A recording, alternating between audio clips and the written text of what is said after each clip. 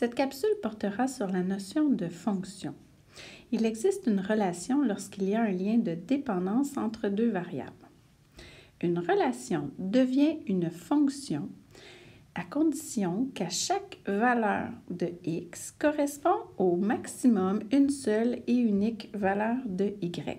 Donc, tu retiens qu'une relation devient une fonction à condition que pour chacune des valeurs de sa variable indépendante correspond au maximum, donc au plus, une seule et unique valeur de la variable dépendante. Avec la fonction arrive la notation fonctionnelle f suivi de x entre parenthèses qui se lit f de x. Note bien que ça ne signifie pas une multiplication comme on pourrait le croire vu que le f est collé au x. Alors, cette notation-là désigne tout simplement la variable dépendante qui est généralement y. Alors, c'est un synonyme. Donc, à chaque fois, dorénavant, que tu vas voir la notation f de x, tu pourras te mettre en tête que c'est l'équivalent de y. Observons maintenant les 4 exemples ci-dessous. Tu as premièrement une table de valeurs dans laquelle, à chaque valeur de x, nous remarquons une valeur de y seulement. Contrairement à la table de valeurs en bas à droite, tu remarques une même valeur de x qui revient 2 fois. On pourrait dire en d'autres mots que pour cette valeur de x2-là, nous avons 2 valeurs différentes de y. Si nous avions à tracer le graphique, ce graphique-là passerait par le couple 2,6 et aussi le couple 2,11. Donc, on remarque que c'est contraire à la définition de la fonction puisque pour une même valeur de x correspondent 2 valeurs différentes de y. Donc, c'est pour ça que cette table de valeurs ne représente pas une fonction. Allons voir maintenant le graphique en bas à gauche. Alors, ce graphique-là représente une fonction et pour faire la vérification, tu prends ton surligneur et tu fais un trait vertical. Tu vois que pour un x de 2, nous avons un seul point. Un x de 4, il y a un seul point, donc une seule valeur de y qui correspond à un x de 4. Donc, nous avons le couple, par exemple, 4, 3. Et il n'y a pas d'autres couples sur cette verticale-là qui ont une abscisse de 4.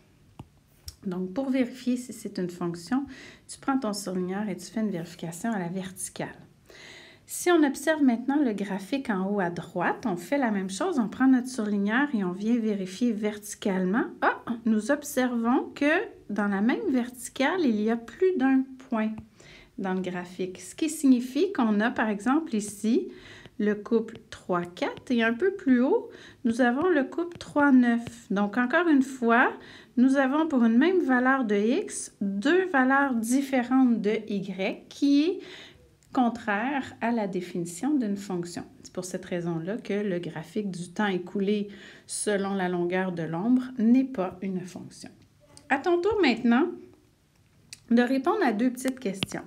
Donc, réfère-toi au graphique qui était tracé à la page précédente et demande-toi, est-ce que cette relation-là représente une fonction?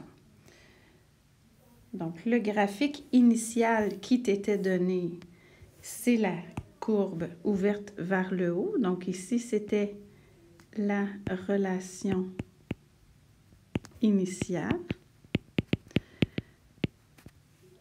Alors, selon toi, est-ce que cette relation-là représente une fonction? Tu devrais avoir comme réflexe de prendre ton surligneur, puis venir vérifier à la verticale s'il y a à chaque fois un seul point dans le graphique correspondant à chacune des valeurs de x. Donc, si je fais ma vérification, je remarque que j'ai toujours un seul point pour chacune des valeurs de x. Donc, le graphique qui était tracé, la relation initiale, représente une fonction.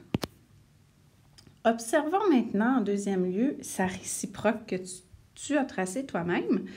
Donc, on fait la même vérification pour savoir si c'est une fonction. Prends ton surligneur, viens faire des vérifications à la verticale et tu remarques qu'ici, tu as 2 points vis-à-vis la même valeur de x. Donc, par exemple, ici, j'ai le couple 18, 6 et le couple 18, moins 6. Donc, pour la même valeur de x, nous avons deux valeurs différentes de y, ce qui est contradictoire à la définition de la fonction.